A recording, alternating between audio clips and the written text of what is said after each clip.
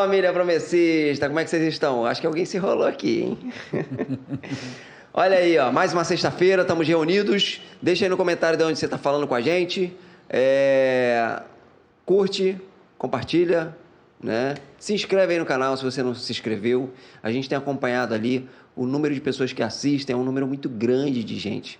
Mas, infelizmente, as pessoas têm dificuldade de se inscrever aí. Se inscreve, clica no sininho lá. Se você clicar no sininho, com toda certeza, quando a gente começar aqui a nossa transmissão, você recebe aí uma notificação e aí você não vai se esquecer de assistir com a gente aqui, participar com a gente do podcast. Que Deus abençoe a todos vocês, tá? Estamos aqui hoje com um rapaz que não é novo, já não é mais novo, não. Tá? Já está mais avançado, né? Pastor Wallace, pastor de Resende. Deus abençoe aí, pastor. Obrigado pela presença. E você pode participar com a gente aí, compartilhando, né? Nos ajudando. É muito importante a sua participação. E hoje a gente vai conhecer aqui um pouquinho da história desse pastor aí, que passou aí por um FATAP e outras, né, situações. Não é nascido na promessa, então vamos participar aqui desse momento. Vamos conhecer um pouco mais do nosso pastor Wallace. Pastor Wallace. Isso aí, hein? Pastor, eu olho para você e eu me lembro daquele menino que não conseguia terminar a fala na peça de teatro lá em Austin, porque estava chorando, emocionado, movido pelo poder de Deus. Glória a Deus. Olha aí, mano. Eu lembro, mano. Você só era magrinho, né? Mais gordinho, né? E aí? Tudo bem? Beleza, cara. Beleza. Uma alegria muito grande poder estar aqui participando desse podcast, que está sendo uma bênção participar de cada um deles, conhecer a história dos outros companheiros, onde cada vez eu tiro uma lição valiosa e profunda de cada um. Como é que tá lá? É Resende, né? Você não é só Resende. A gente fala Resende, mas tem Resende e Porto Real. Porto Real é uma congregação? Cara, hoje eu acho que nem é menos que uma congregação, se poderia assim por dizer. Uhum. Em 2000 ano passado, 2021, a gente tinha 19 membros. Hoje, a gente tem 3 membros. Mas não se preocupa não, irmão. Todos eles estão na promessa, mas voltaram para a igreja de Resende. Morando em Porto Real, que mora lá, são apenas 3 pessoas. Então, a gente tem 3 pessoas lá hoje. Que é a diaconisa Marlene, Paulo Roberto, a irmã Ana Lúcia, desculpa, quarto, o irmão Romildo hoje. São 4 pessoas. É uma congregaçãozinha? Foi uma congregação. É uma história bem profunda, porque já tem uns 15 anos, cara. E nunca passou de 6 pessoas de Porto Real. O número às vezes era grande, 20 pessoas, porque algumas pessoas que já era de Resende ia congregar lá. Mas nunca houve um processo de crescimento. Nunca, entendi. Até agora. Oxalá Deus, queira Deus que tenha, em nome de Jesus. Mas hoje são 4 pessoas que moram em Porto Real e congregam lá. Vamos lá, você, como é que você começa na tua vida, assim? Você é da onde? Nasci no estado do Rio de Janeiro e criado em Austin. Em Austin? Morei em Austin até os 24 anos, mas nasci no estado do Rio de Janeiro. Como é que é teu encontro com Jesus? De transformação, encontro com a igreja. Pode falar dos dois, pô. Fala primeiro da igreja. Eu vou conhecer a igreja com 8 anos de idade. A Igreja da Promessa? Igreja da Promessa. Foi a primeira igreja que você tem contato? Isso. Meu pai nunca fez parte de igreja, mas ele foi criado na Promessa porque a minha bisavó, ela que é a avó do pastor Marco Vinícius. Meu pai é primo do pastor Marco Vinícius de primeiro grau. Pastor Marco Vinícius, pastor José Elias, da Máxima, da Magna. A minha bisavó era da Promessa. E eu obrigava ele a ir para a igreja. A minha avó trabalhava em casa de família e dormia na casa de família, ele ficava com a avó dele, com a minha bisavó. Aí eu obrigava ele frequentou muita vigília na igreja de Mesquita, porque a igreja de Austin não tinha nem construída ainda. Só tinha um trabalho ainda na rua Jaguaré, na rua dos meus pais ali, onde que era na casa da mãe do pastor Ismael. Aí ele ia muito na igreja, mas ele nunca se rendeu a Cristo. Conhece a igreja, tem um carinho muito grande pela igreja. A minha mãe nunca foi cristã. Aí, com 8 anos de idade, o neto da irmã Mary. A irmã Mary, eu não sei o nome dela, me desculpe, minha irmã. A esposa do pastor Abimael. A esposa do Abimael é a Zeila. Não, Abimael não, é a Neide. Marineide. A irmã dela tem um neto chamado Carlos Eduardo. Aí ele convidou eu e o Leandro, que é o trompetista da igreja de Altos, para ir na igreja. Aí eu não fui, aí o Leandro foi. Aí ele me chamou mais uma vez, fiz 8 anos de idade, 98. Aí eu falei, ei, Lelê, o apelido dele é Lelê, ei, Lelê, lá é legal? Pô, cara, é legal pra chuchu. Aí eu fui. Aí foi o primeiro encontro que eu tive com a igreja. E o encontro foi só com a salinha, que na minha época a gente só participava da salinha. Acabava a salinha, eu não entrava pro culto, não. Eu ia embora. É mesmo? Então o momento que eu tive com a igreja... Mas então a salinha era o culto todo, era tudo, né? Não. Eles acabavam 10h30, 10h40, eu ia embora porque não me... Eu tinha 8 anos e os pregadores daquela época não tentavam alcançar a minha geração. Era uma mensagem que dava sono, sabe? Você era muito novinho ainda. Muito novo. Mas a aula lá em cima me alcançava, a de história bíblica me alcançava. Mas ali, eu não tive um encontro com Cristo. Mas ali, eu acho que o que mais me pegou ali na igreja foi o amor, o carinho das tias.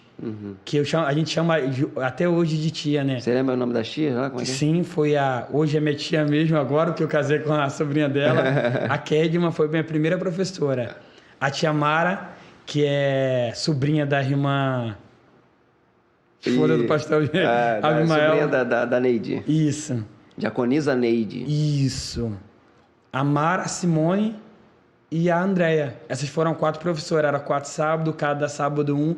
E você via muito amor e muito carinho delas. Então, o que me atraiu na Igreja da Promessa foi o amor. Aí eu vou frequentar a Igreja da Promessa de 8 até 12 anos. Mas eu era muito apaixonado. Hoje eu sou um pouco menos. Não sei se os irmãos vão concordar com isso. Pelo futebol, cara. Era muito apaixonado por futebol. Aí com 12 anos... Fala em futebol, você torce para qual time? Flamengo. Então fechou. Mas acho que eu torcia mais. Hoje eu torço um pouco menos. Acho que é positivo. Positivo. Aí era muito apaixonado por futebol. Aí um amigo do colégio começou a chamar para jogar futebol. E o futebol da minha idade era no horário de 9 horas no sábado. Eita, nós. Aí eu acabei com 12 anos me afastando, que eu só ia na igreja no sábado e apenas para aquele momento da salinha. Certo. Aí eu abri mão da igreja para ir pro futebol.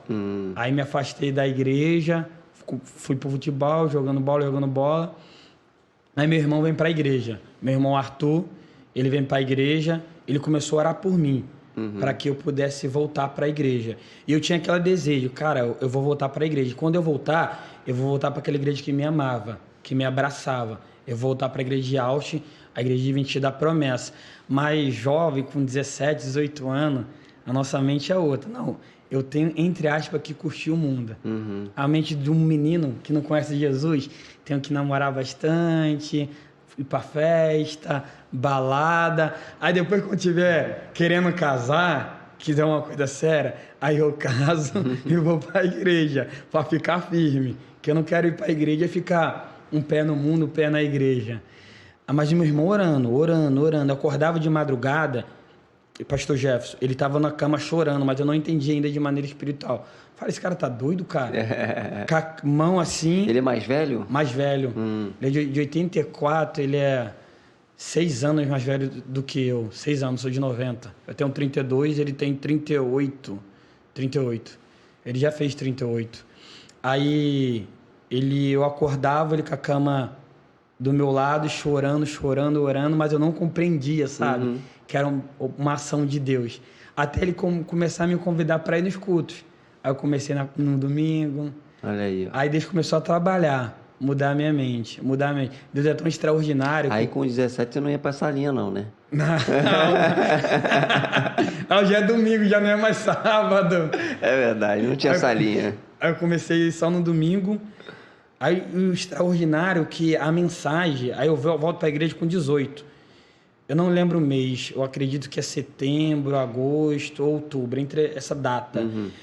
O irmão Jailton, ele prega e a metáfora que ele vai usar a metáfora do futebol, cara. Aí te ganhou. Coisa extraordinária de Deus, cara. Começou a falar sobre você gravar um vídeo, os melhores momentos, pá. A metáfora do futebol. Falou a minha linguagem, sabe? Apresentou o evangelho na minha linguagem. E ali eu sou alcançado por Deus que a igreja não faz nenhum apelo. A igreja não faz nenhum apelo, eu falo pro meu irmão, eu quero aceitar Jesus. Aí meu irmão chorando, né? Alegria, hoje eu entendo muito melhor. Aí falou, ele quer aceitar Jesus. Aí eu fui lá na frente, a igreja orou. E como eu não fiz apelo, deu a impressão que os irmãos acharam que era meu fogo de palha, sabe? E nada. Mas acho que ele quer receber oração. Ele falou errado. Depois da oração ele não volta mais. Mas graças a Deus, cara. Foi a melhor decisão que eu tomei na minha vida. Aí, nesse momento, eu conheci a Cristo. Eu conheço a igreja com 8 anos de idade, que vai me marcar, vai ser o amor, mas o evangelho eu conheço com 18 anos, que Cristo é apresentado a mim, numa linguagem de futebol, e eu sou alcançado pelo evangelho, cara. Sou alcançado. Muito bom, cara, muito bom. E dali em diante, você fica mais efetivo na igreja, né? A minha conversão foi algo extraordinário. Meu irmão tem muito a ver com a minha maturidade de hoje. Porque o meu irmão era um crente que ele ia para a igreja todos os dias. A igreja de Austin tinha, não sei se tem até hoje, oração de segunda a sexta. E o culto sábado, domingo e quarta. Mas tem oração todos os dias, das 7 horas até as 8h30. Até 7h15 cantando louvor dobrado. E depois do louvor dobrado é joelho no joelho orando. Então eu volto para a igreja e sou jogado à oração, cara. Isso foi muito importante para minha consolidação na fé. Porque eu não fico avulso, não sou muito assediado pelo mundo. Porque eu já tomo a decisão no domingo de aceitar Cristo. E a partir da segunda-feira eu estava todo dia, seguindo o exemplo do meu irmão. Que legal. Todo dia eu estava na igreja. Todo dia orando. Orando com os irmãos, orando com os irmãos, orando com os irmãos, orando com os irmãos. Aí comecei a ter o desejo pela oração, vai aprendendo, vai amadurecendo, conheci os louvores do brado. Então o que vai me fortalecer vai ser isso, que depois da minha conversão, eu vou seguir os passos do meu irmão, Arthur, que vai me fortalecer nessa oração aí. Muito legal, cara, muito legal mesmo. E aí você permanece ali até... Na igreja... 24 anos, você falou, né? Isso, até os 24 anos, ser chamado pro seminário. Ser convidado. Como é que surge esse convite seu para o seminário? Os irmãos que assistiram o podcast com o pastor Hermes, com o pastor Jefferson, comentando aqui sobre aquela mensageria em Lago dos Peixes, lembra? Ali foi primeiramente que o seminário foi apresentado a mim, pelo pastor Hermes, pelo pastor Maxwell. Caramba, olha aí, a gente marcou sabe, você, né? A mensagem e marcou eu também. O pastor Hermes prega, o pastor Maxwell fala sobre mim, o pastor Hermes, que ele vinha, que eu tinha a vocação para o ministério. Os irmãos notavam isso. E conversa com o pastor Hermes sobre esse desejo. Como poderia fazer para um jovem ir para o seminário. O pastor Hermes, ele alimenta aquele desejo no meu coração, conta a história do pastor Hermes. Aí o pastor William, ele chega na roda. Aí começou a tratar a situação de, no ano seguinte, me encaminhar para o seminário. Mas no ano seguinte teve eleição e pastor William volta para São Paulo, já estava tudo ajeitado. Pastor William volta para São Paulo e assume o pastor Saulo. Pastor Saulo assume a região da convenção. E o pastor William não passou a situação para o pastor Saulo. Aí agora eu vou contar uma situação que ninguém sabe, só minha esposa que sabe. Eu queria ser fuzileiro naval, eu faço a prova de fuzileiro, foi até no Maracanã. Aí eu sou classificado e fico na reserva, na vaga de 30. Mas o fuzileiro naval, quem fez esse concurso, sabe que é tão puxada a primeira semana que muitas pessoas pedem para ir embora. Então, toda a lista de reserva costuma chamar e chega até a faltar. Mas como eu queria um ministério, almejava um ministério, eu abro mão. É mesmo? Eu abro mão desse... Mas também com a certeza que no ano seguinte eu vou para o ministério. Mas entra o pastor Saulo e o pastor Saulo não sabia da situação. Aí o pastor Tiago conversa com o pastor Saulo, falando que já tinha tratado com o pastor Hermes, pastor Maxwell e o pastor Williams. Mas o Saulo, daquele jeito dele, fala, cara, eu sou o diretor regional. Acabou de chegar, não foi tratado comigo, como é que eu vou segurar isso? E a gente não vai enviar ninguém, não. Aí eu não contei porque, graças a Deus, Deus me deu uma maturidade. Se eu conto para os meus pais não são cristãos. Eles vão falar, você abriu mão. E onde que a igreja deixou você? E se eu conto para o pastor Maxwell ficou muito triste, a igreja de Austin ficou muito triste. Se eu conto para a igreja de Austin, que eu tinha aberto mão, não sei a palavra exatamente, ia também não edificar a igreja, ia causar mais ranço com a diretoria regional. Aí eu segurei para mim, cara. Aí eu fiquei com esse sentimento no coração. Aí O que também, de certa forma, é compreensível, porque ele tinha acabado de chegar e não tinha como ele... Ele não sabia. Não saber, E né? quando ele ficou sabendo, foi faltando 2 semanas para iniciar a turma. E aí não me enviaram. Aí o pastor Saulo falou que no ministério deles, 4 anos que eles iam passar aqui nessa gestão, ele não ia enviar nenhum missionário, ia tentar formar pela igreja local. Aí o pastor Marcos disse, a gente vê que você tem a vocação ministerial, então vamos formar você aqui. Aí o pastor Tiago me colocou debaixo do braço dele. Algumas visitas que eles faziam, ele me chamava. Algum estudo que ele fazia, o pastor Tiago é um cara muito de visita, dá estudo, e nessas visitas era o moço do pastor. Aí eu lembro Você que levava pasta, tem uma história dessa pasta, né? Eu não levava pasta, era o cara que orava no final.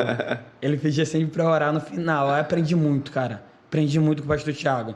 Aí nas visitas que ele me fazia, algumas, como você é pastor, sabe bem disso, que você não pode levar, que a pessoa não está preparada para ouvir algumas coisas, início de fé. Então algumas visitas ele começou a me levar. Aí você perguntou do chamado. Aí eu comecei, como eu abri mão do fuzileiro, tinha passado aí a idade, no ano de 2013 eu comecei a estudar para fazer faculdade pública. Eu queria fazer administração pública. Eu queria trabalhar num órgão público, mas na questão política, na questão social. Eu queria ajudar. Aí eu comecei a fazer um pré-vestibular na Alérgio, que era segunda, quarta e sexta. Aí pegava o último trem, cara. Voltava trem parador. E foi bem apertado, irmãos, porque meu pai e minha mãe só tinham condição de dar o dinheiro do trem só.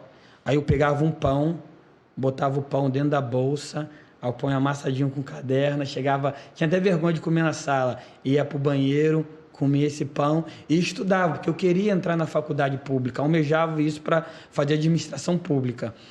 Aí eu, nesse período de estudava mesmo, pastor Jefferson, eu estudava no trem, estudava em casa para preparar para fazer a prova do Enem, para conseguir uma nota alta, que eu não queria fazer faculdade particular, eu queria fazer faculdade pública. Aí eu faço a prova do Enem e eu senti que eu fui mal na prova, cara. Cara, eu fiquei muito decepcionado comigo, porque não foi que eu relaxei, sabe? Eu dei o meu melhor e a ideia é que o seu melhor não foi suficiente, sabe? Aí eu tinha feito um curso no Senac de administração, fiz o curso no Senac de administração, fui muito bem no curso, eu fiz a entrevista de emprego multinacional, aí eu era aprovado na primeira fase, aprovado na segunda fase, na terceira fase, a empresa ligava, na última fase. Caramba. Wallace, obrigado por ter vindo aqui, mas a gente não vai contar com você, mas agradecemos. Eu fiquei assim, o que é isso? E eu já com 24 anos, cara, 24 anos, você morando na casa dos seus pais, você quer ajudar, você não quer mais causar prejuízo. Aí até que uma irmã me chama para fazer oração. A irmã percebe que eu estou triste, irmã Ângela, que hoje não está congregando com a gente, e a irmã Eliane. Aí chama eu, Felipe, que é um baterista do bem, um baterista, chama a gente para fazer oração. Nessa oração... O baterista... Para tudo. O baterista chamou para você fazer oração? Esse baterista... Não, a irmã chamou eu e o baterista para fazer oração. Tá explicado. Sabia que a informação estava errada, não é possível. Aí quando chama a gente para receber oração, cara, Deus age de maneira extraordinária. Deus começa a ministrar e as irmãs começam a ser usadas em profecia. Aí fala algumas coisas para eles que eu escuto e fala alguma coisa para mim. Aí começa a falar, você não vai entrar na faculdade. Você não vai entrar na porta de emprego. Eu fechei a porta. Eita. Você vai viver da minha obra. Por aonde você for, eu vou ser contigo. Através da sua mão eu vou curar. Através da sua pregação, pessoas vão aceitar Jesus. Começou a ministrar no meu coração, mas eu comecei a ficar com agonia, porque eu não vi nenhum pastor jovem na Igreja da Convenção do Rio de Janeiro. E a maioria dos pastores que era assalariado era 40 anos. Meu Deus, até 40 anos na casa do pai e da mãe, Jeová da glória. Eu comecei a ficar preocupado, Jeová. Mas sabe que você percebe que é Deus falando? Você chora, mas eu... Como isso vai acontecer, Deus? Como isso vai acontecer? Senhor. Misericórdia, misericórdia, misericórdia. Meu Deus, fiquei imaginando. Aí eu comentei até com o Lucas, que é filho da Ângela. Aí o Lucas falou, que isso? Que o Lucas viu o esforço que eu estava tendo para entrar na faculdade pública. Aí ele falou, que isso, Wallace? Eu vou falar com a minha mãe, ela não pode falar isso não. Eu falei, Lucas, não foi a sua mãe que falou, cara. Foi Deus que falou através da boca dela. Aí eu vou para um retiro com a igreja de Resende, até bonita essa história. Eu vou como membro em 2014. Esse retiro com a igreja de Resende, primeiro encontro que eu estou tendo com a igreja de Resende, e depois de 3 anos eu vou voltar sendo pastor dessa igreja. Coisa de Deus, né? Extraordinário. Mas eu vou conhecer esses irmãos nesse retiro, em 2014. Aí eu vou para o retiro, quando o retiro acaba, na primeira quarta, a gente chega do retiro, mas eu ia para a igreja todo dia, aí eu vou para a igreja. Aí quando acaba o culto, o pastor Saulo fala que quer falar comigo. Aí o pastor Saulo falou que queria falar comigo, aí quando ele me chama para conversar, ele fala, eu quero te fazer um convite. Convite para você ir pro seminário. Aí, mas eu quero que você ore antes. Eu contei a história para ele. Pastor, precisa nem orar, cara. Deus já falou. Antes do senhor vir falar comigo, Deus já falou como seria a minha vida. Deus fechou literalmente as portas para mim, porque queria que eu fosse para o seminário. E é uma coisa tão extraordinária que o pastor Saulo não queria enviar ninguém nos 4 anos dele. E no ano de 2014, só 2 convenções enviar seminarista. Só tinha 3 seminaristas. Aí o pastor Lima confidenciou isso para a gente na aula do seminário, que ele chamou a atenção do superintendente. Como assim? Vocês estão dizendo que não tem nenhum candidato? O Senhor da Igreja de Jesus. Eu duvido que Deus não tenha levantado ninguém. Pastores, eu quero que vocês abram os seus olhos. Vocês vão voltar para a convenção de vocês com os olhos espirituais abertos. Porque eu duvido que Deus não tem levantado ninguém. Aí foi algo, cara, totalmente uma ação de Deus, sabe? Se pudesse deixar uma aplicação, eu deixaria para aqueles que estão assistindo esse podcast. Cara, se você tem um chamado de Deus, cara, você não precisa dar jeitinho, cara. Deus vai colocar a mão e vai te levar para lá no tempo certo de Deus. Foi isso que foi feito na minha vida. Não era propósito da região do pastor Saulo me enviar, mas era propósito do Senhor da igreja. O Senhor da igreja mexeu tudo e eu fui parar no seminário.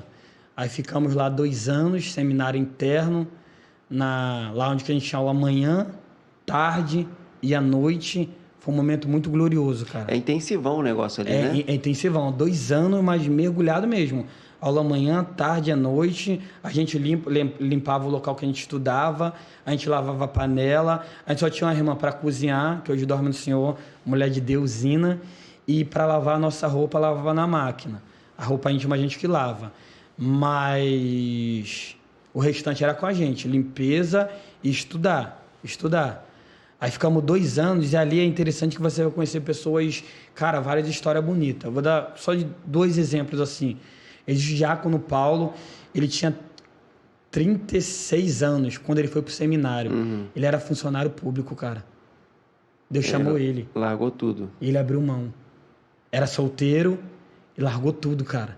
Largou tudo. Hoje ele é pastor no Pará, em Belém, e largou tudo. Funcionário público, meu. Ele largou difícil, tudo, né? E foi viver o ministério. E o outro era o Ives. O Ives estava com um casamento marcado. Ele era gerente em um restaurante. Irmãos, ele tirava um salário mais de 5 mil reais. E quando a gente vai para o seminário, a gente não ganha nada. Nada. Porque a região já paga a nossa estadia. Na minha época, a estadia era uns 900 reais por mês. É um valor alto, que vai dar um valor total lá depois de quase 18, 19 mil na minha época. Aí ele ganhava um salário de 5 mil reais por mês, casamento marcado, ele o outro que abre mão de tudo, dizendo sim ao chamado pastoral.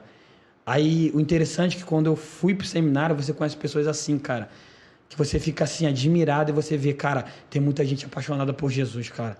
Que a gente acaba olhando para nossa igreja local e dizendo, esse jovem não quer nada, esse jovem não tem compromisso com Deus. É a síndrome de Elias, que vai dizer, só restou eu aqui, Senhor. Aí Deus, Elias, para de graça, entre aspas, pastor Wallace, para de graça, tem 7 mil lá que não dobrou o joelho. tem 100.000 que se mantém fiel. Aí o seminário me permitiu conhecer esses caras, esses homens de Deus que eu convivi durante 2 anos, que são referencial até hoje. Pessoas que abriram mão de muitas coisas. O pastor Romário, o pastor Jefferson, ele, da Paulistana, ele trabalhava, vivia sozinho, solteiro, tinha a casa dele mobiliada, que ele comprou através do suor dele. Ele recebe o convite do seminário, ele devolve que morava de aluguel e ele vende todos o móvel dele. Que isso?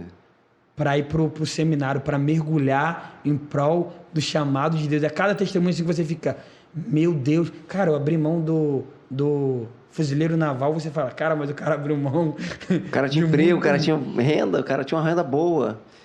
E não vai ganhar nem. O Romário, na Paulistana, não ganhou nenhum real da convenção, que é a Convenção Rio de Janeiro.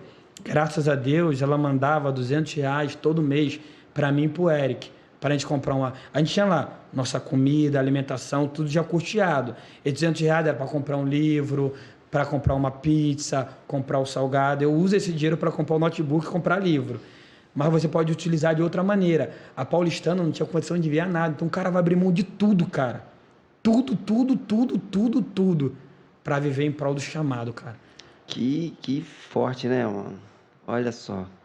E aí você vai pra lá, passa 2 anos. 2 anos. Bom, eu já ia perguntar como é que é lá, né? Mas você já deu um monte de spoiler aí como é que é lá. Sim. Essa dinâmica lá é intensa demais, de manhã, de tarde, de noite. Sábado e domingo vocês congregavam em algum lugar? Aí a gente é obrigado a congregar, sábado, domingo e quarta. Obrigado mesmo, não pode faltar culto não.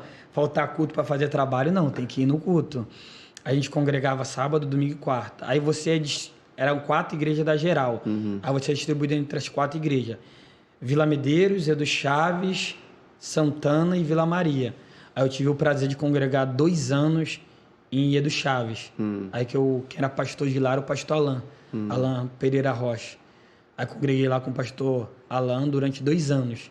Vocês só congregavam ou tinha alguma atividade na igreja? A gente congregava, como o pastor utilizava a gente congregava e fazia visitas, mas a gente visitava muito os anciões, sabe? Ele deixava, porque aquelas coisas delicadas também por causa da maturidade. Certo. Aí era mais com ele mesmo. Aí ele distribuía os 2, 3 seminaristas para ir junto, a visitar os anciões, ir lá cantar louvores, ler uma passagem, onde que você acha que você vai encorajar e você sai de lá encorajado. Por esse gigante da fé, essas mulheres do coque, que são poderosas, cara, intimidade com Deus extraordinária. Aí é mais ou menos essa vivência. Você congrega sábado, domingo e quarta, em uma igreja. Aí o primeiro ano você não prega. Aí no segundo ano eles começam a utilizar você para pregar. E uma experiência boa que o seminário traz, cara, é capelania. Que também era obrigatório, mas é uma obrigação muito boa, cara. Que 2 vezes no mês nós íamos no presídio feminino de Santana. Esqueci o nome da missionária, me perdoa, missionária. A missionária faz um trabalho lá, da nossa igreja, um trabalho fantástico lá naquele presídio. A gente vai no presídio e prega no presídio. Cara, é uma sensação muito legal, porque são pessoas sedentas, querendo ouvir o evangelho, cara. Na hora de cantar um louvor, é um louvor vibrante, cara. Tu prega uma mensagem, as irmãs dão glória vibrante, cara. É uma sensação muito boa, cara. Ao seminário me deu esse prazer, cara, de passar 1 ano indo pro presídio, ano 2015, pregando no presídio. 2 vezes no mês a gente ia no presídio, pregar no presídio, dar estudo no presídio, mas só esse contato do culto mesmo. Certo. O contato pastoral era feito pela missionária, que me fugiu o nome. Perdoa, missionária, em nome de Jesus. Mas quantos missionários tinham lá, você lembra? Na minha turma, que era 2 turmas. A turma antiga e a turma nova. A minha turma era a turma de 13 pessoas e a turma nova era a turma de 9 pessoas. 9 pessoas. A gente convivia. Era bem legal, cara, bem legal. Uma experiência muito boa, muito boa. Onde você tem um prazer de você ter aula com Eleilton, tem aula com Alain, com Lima, com o próprio Hermes. Os caras que são com um conhecimento vasto, uma compreensão vasta do Evangelho. E ali que vai me ampliar o amor pela denominação. Eu tinha um amor muito grande pela igreja de Austin. Eu amava a igreja de Austin. Eu amo a Convenção do Rio de Janeiro. Mas hoje, se por acaso Deus me chamar para fora do estado, hoje eu iria com mais tranquilidade, sabe? Porque você entende o todo, né? É, porque lá vai ser apresentado esse todo para você. Você vai ser apaixonado como a nossa igreja funciona, cara. O pastor Alex falou isso, eu também sou apaixonado pelo nosso modelo de governo, cara. A nossa igreja não tem dono, cara. A nossa igreja não tem dono. Cada casa é competente, a assembleia é a última palavra, tu tem a junta. Eu sou apaixonado por esse modelo. E lá no seminário é escancarado como funciona esse modelo. E quem te dá aula é os caras da geral. E você vê como esses caras são comprometidos na obra. Que você fica assim, meu Deus, cara. Porque antigamente, confidencial os pastores da geral, eu achava que as mensagens que eles pregavam era uma mensagem só em todas as igrejas que eles iam, sabe? Que cada dia você tá em uma igreja. Mas você vê que como aqueles caras estudam, cara. Como aqueles homens são preparados, cara. Como aqueles homens... Você via lá que a gente tinha aula com o Lima, às vezes o Lima, ele não ia dar aula pra gente, que ele ia para alguma região para tratar alguma situação. E quando ele voltava para dar aula pra gente, que seminarista é meio enjoado, sabe? Que é aquela coisa com excelência. Ele vinha e dava aquela aula com excelência, que a gente chorava, a gente se quebrantava, sabe? Os caras são... Então, esse amor pelo o ministério adventista mesmo, sabe? Hoje eu posso dizer o seminário que trouxe para mim esse amor pelo ministério. Hoje eu não amo apenas a convenção do Rio de Janeiro. Não, se você perguntar, pastor, olha, se você deseja sair daqui, por mim mesmo eu não queria sair. Eu queria só pastorear na convenção do Rio de Janeiro. Mas tiver que sair, sairia, sem nenhum problema. Por causa desse entendimento que você ganha, da visão que você ganha ali. Hoje eu tenho um amor muito grande pela nossa igreja. O amor é pela obra. É. O amor é pela obra, não é pela convenção nem pela igreja local. Que te amplia isso. Por isso que eu entendo, eu acho que para a região foi difícil a não vinda do Eric. Porque você investe R$900, irmãos, por mês. Naquela época, 12 né? Meses. Naquela época, tem que contar o valor naquela época. Isso dava mais do que um salário mínimo. Hoje o salário mínimo é 1.200 alguma coisa. Bota mais do que um salário mínimo. Hoje seria 1.300, 1.400 o investimento de um seminarista. Você investe durante 2 anos, contando que ele vai vir para cá para você colher um pouco desse investimento. E ele não vem, você entende. Mas do que as pessoas às vezes não conseguem compreender, que o que é passado para a gente lá é que a gente tem que amar mais do que a nossa igreja local que a gente congregava. Mais do que a nossa região que a gente congrega. Mas amar a obra por completo. Certo. A alma por completo.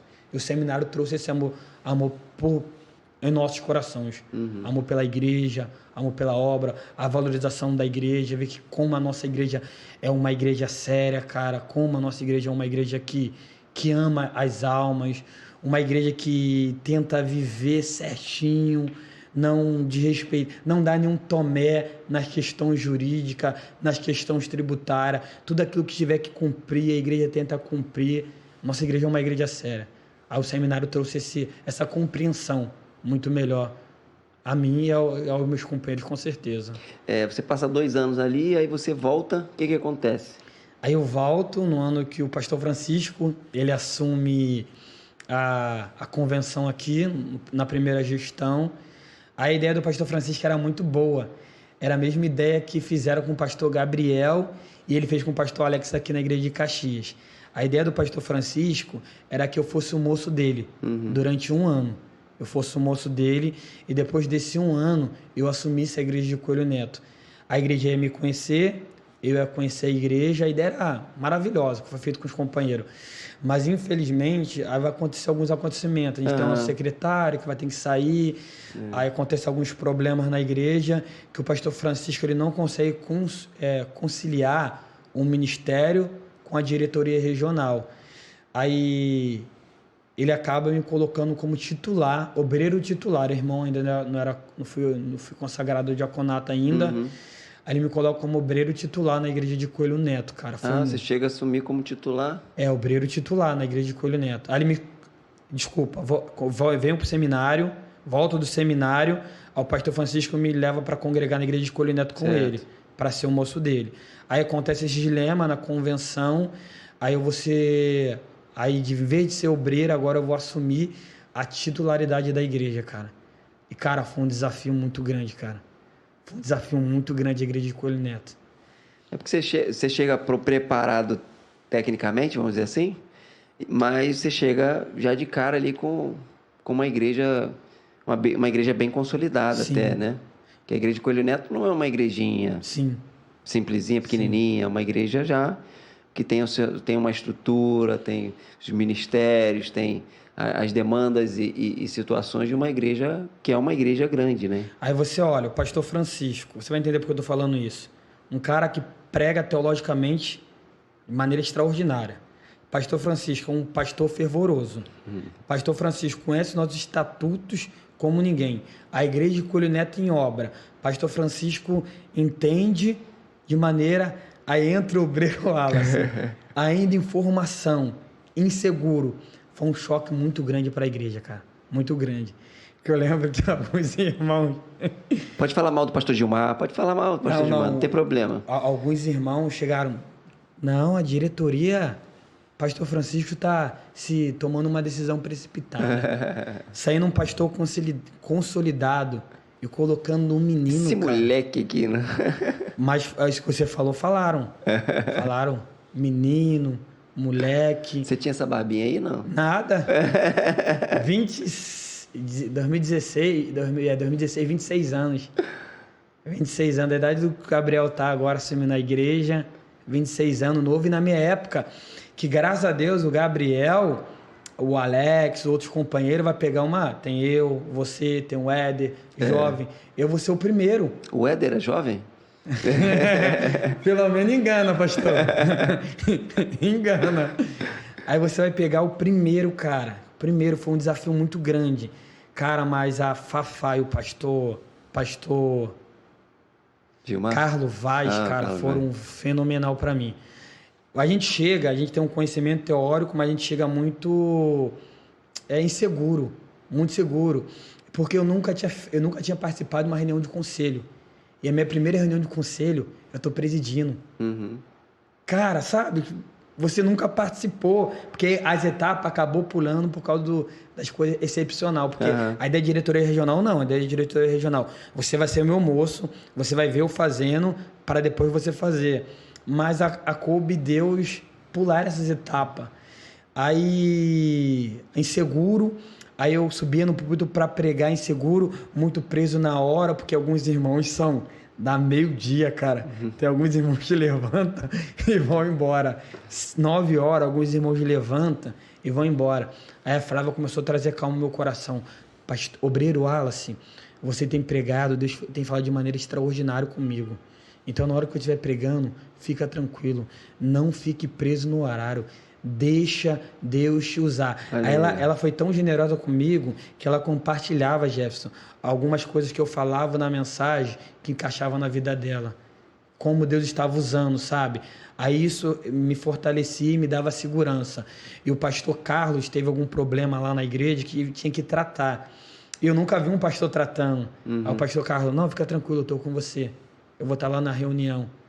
Quer que eu dirija? Eu dirijo com você. Porque o pastor Carlinhos era muito experiente, né? Muito experiente, sido pastor de Relengo. Era, então, não, é muito experiente. Eu tenho participou de juntas. O pastor Carlinhos já tem mais de 10 anos de junta. É um cara experiente, experimentado. Então eu tenho uma gratidão muito grande a todos os irmãos da igreja de Coelho Neto, irmã Solange, não a mãe da Flávia, que também foi genial comigo, mas a outra Solange, que fazia as visitas comigo, porque eu era de Ausch interior, da cidade de Nova Iguaçu, e você não vê pessoas armadas. Aí eu caio em Coelho Neto, cara, e você vê pessoas armadas, irmãos, eu ia fazer de visita, eu botava o gravata e ia com a Bíblia na mão, cheio de medo, e as irmãs da igreja acostumadas com aquilo, eu falei, irmã, vamos dar a volta, os caras estão vendendo ali, não, pastor, fica tranquilo, ei, não mexe com ninguém não, pegava a minha mão, coração, eu de graça, só entrava na igreja para visitar os irmãos, gravata, nem botava a Bíblia no bolso, companheiro, eu botava a Bíblia na mão, e subia com a Bíblia, ninguém me conhece no local. Foram muito generosos, cara, mas a Flávia e o pastor Carlos foram muito generosos, me ajudaram muito no começo ministerial. E aí dali de Coelho Neto você sai e vai para... Aí de Coelho Neto o pastor tenta dar de novo, ele volta um pouquinho, aí ele me coloca para auxiliar o pastor Edivaldo. O pastor Edivaldo estava com 3 igrejas, estava com Cabo Sul, que estava fazendo parte da nossa convenção, a igreja de Roda dos Ventos, e a igreja de Aus. Aí o pastor Francisco me coloca com o pastor Edivaldo, mas eu fico de maneira específica com Roda dos Ventos e Cabo Sul, congregando nessas igrejas. Aí um sábado eu estava em uma, um domingo em outra, quarto em uma, domingo em outra. Foi o período que eu mais preguei na minha vida. Todo culto o pastor Edivaldo colocava pregar. Todo culto para suprir a necessidade que estava, na época, essa necessidade. Aí eu vou para a Roda dos Ventos e para Cabo Sul. E aí depois... Aí de lá, eu sou convocado, chamado para ir para a igreja de Resende. A igreja de Resende é uma igreja também muito especial, né? É. Uma igreja já madura, 45 anos, completou em março, dia 27, a igreja de Resende vai completar 45 anos.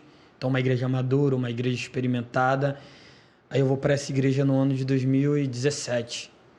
E, pela graça de Deus, já completei 5 anos. Olha aí, ó. 5 anos na igreja de Resende. Já tem um total de 6 anos?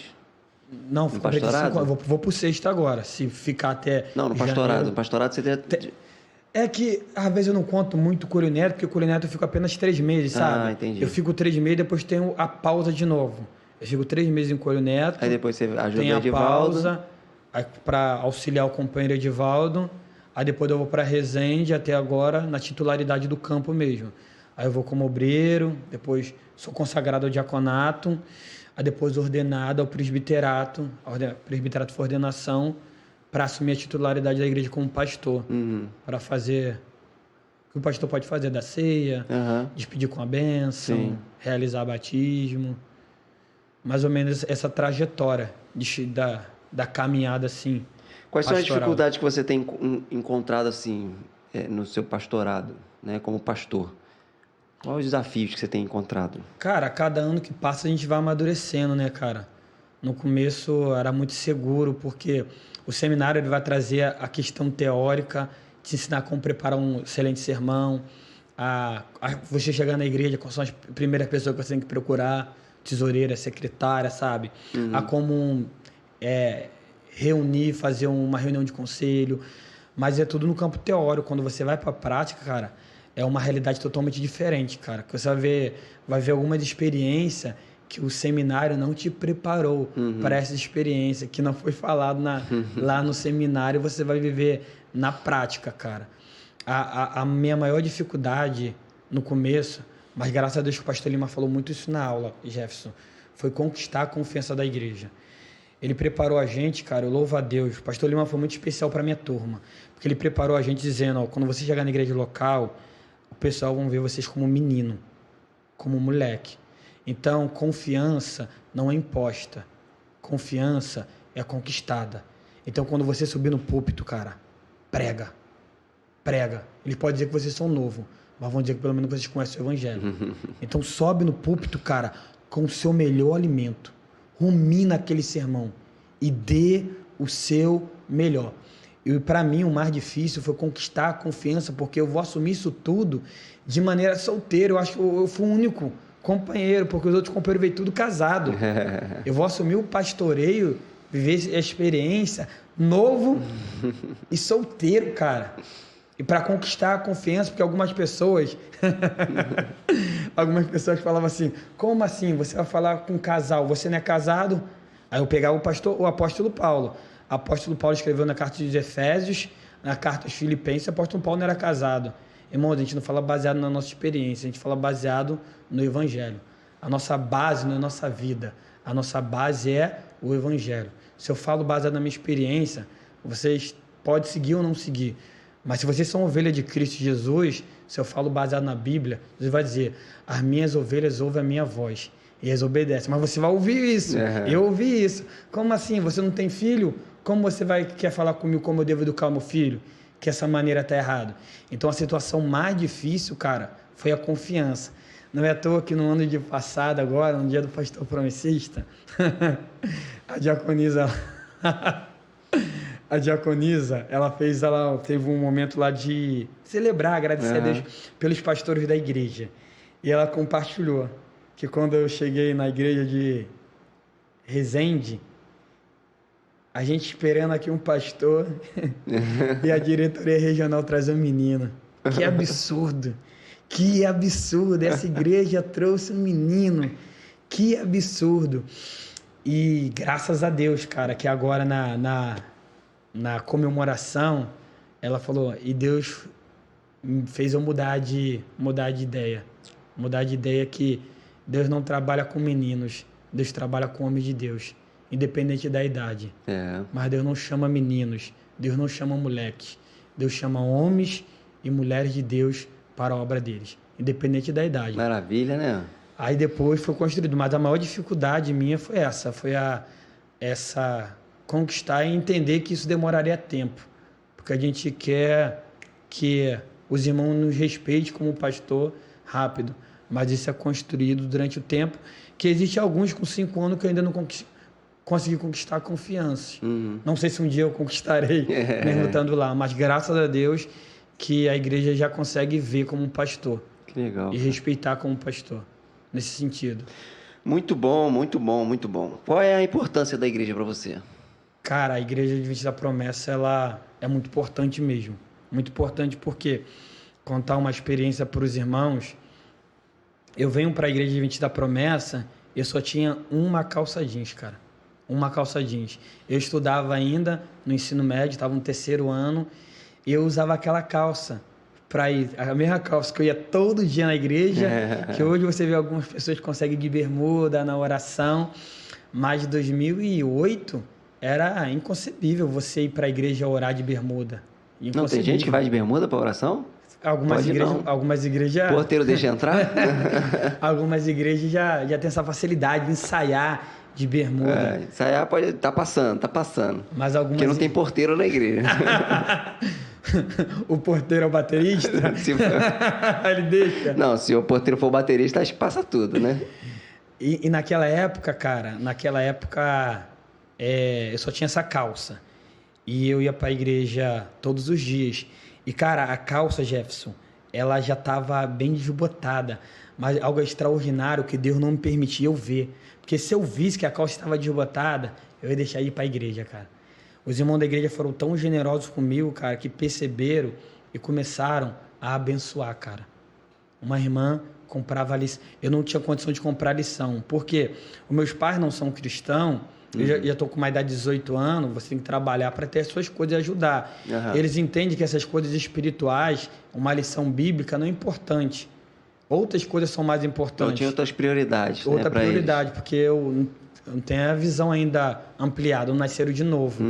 Mas Deus foi tão generoso comigo que Deus colocou sempre pessoas que viam essa necessidade e abençoava.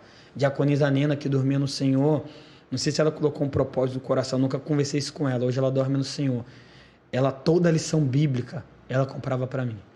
Aí ela comprava blusa, Jefferson, blusa nova, e ia lá e me abençoava. Aí tinha congresso na igreja, o meu pai não via como prioridade. Hoje você tem a Pérola, quando ela crescer, tiver congresso, fala, não, eu pago, pô, porque isso é importante, vai ajudar ela, pô. Lá ela vai ter uma experiência sobrenatural que vai marcar a trajetória dela da vida dela, cristã. Mas os meus pais não entendiam que isso era a prioridade. E para eles, mas sempre Deus levantava alguém na igreja de Austin para abençoar, cara. Por isso que eu amo muito essa igreja, porque essa igreja foi muito amorosa comigo. Mas não amorosa apenas em palavra, cara.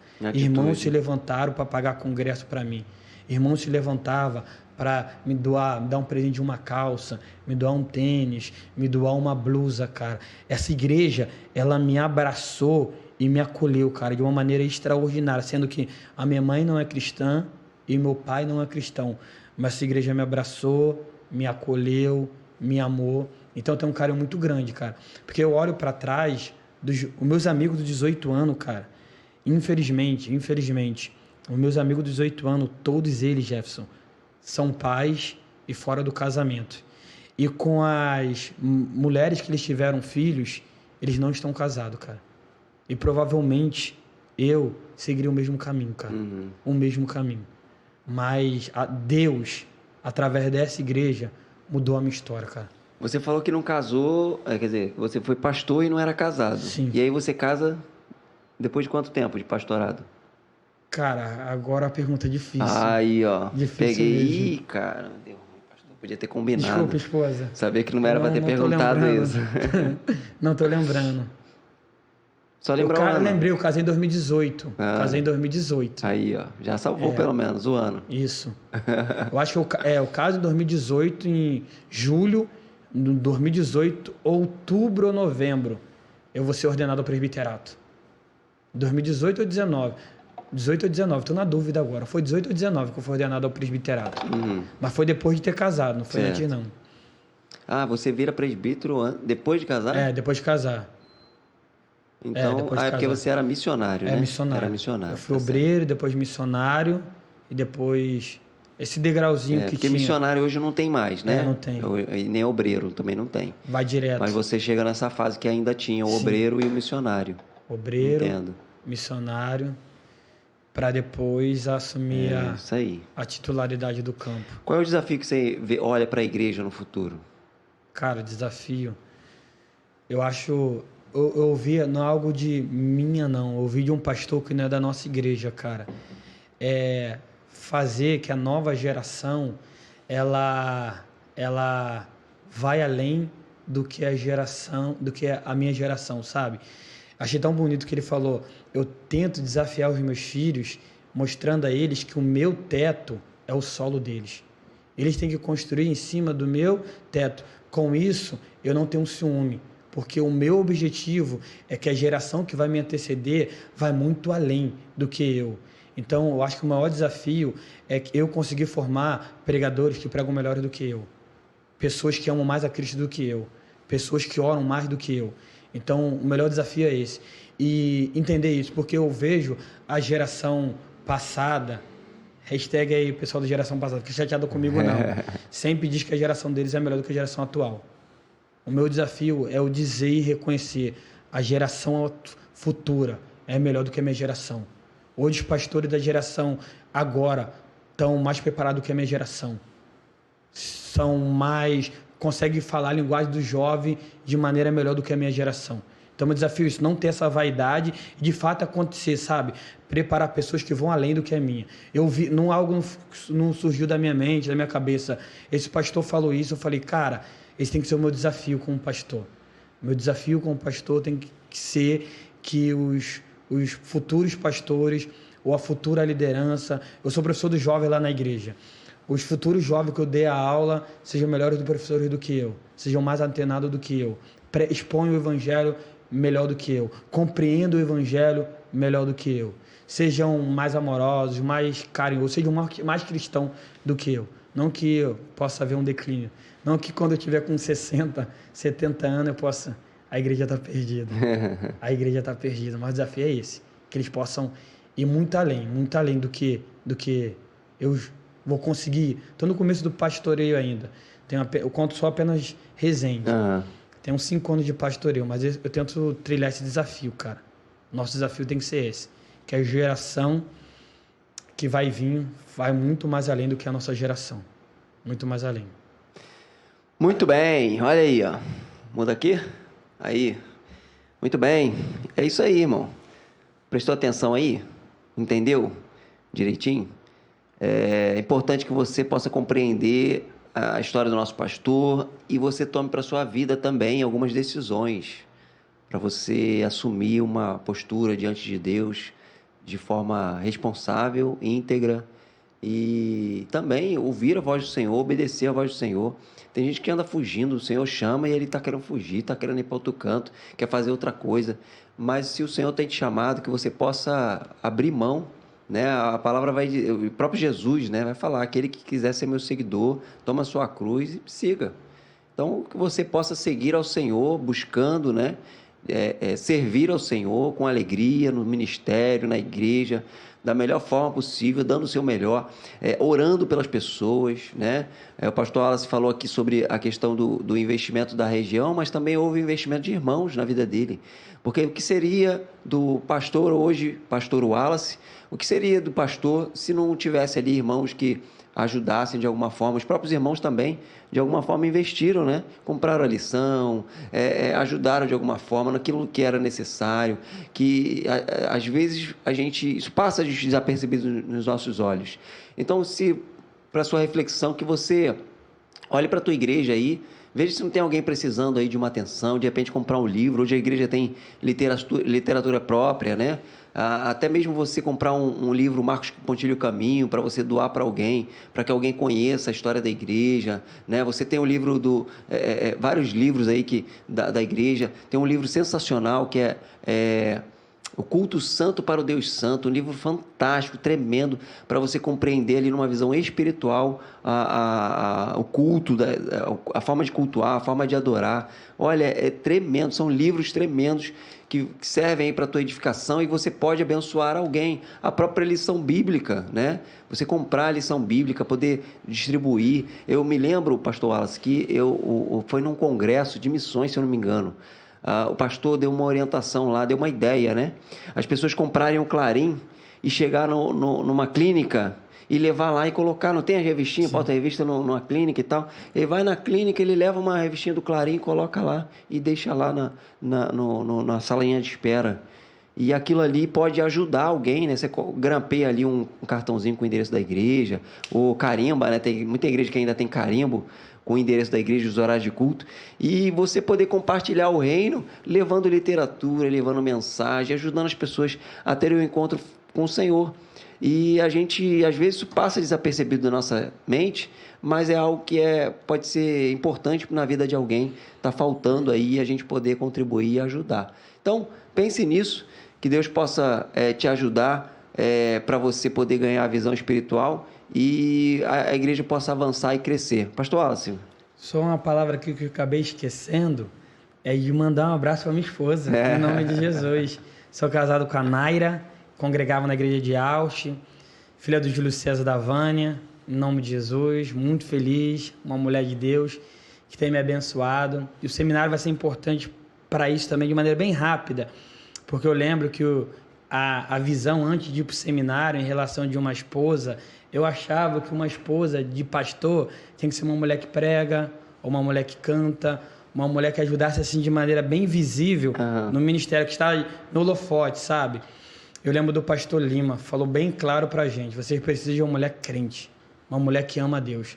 Não importa se ela canta, se ela prega, que ela dirige, não procure uma mulher cerca do dom, procure uma mulher que ame a Deus.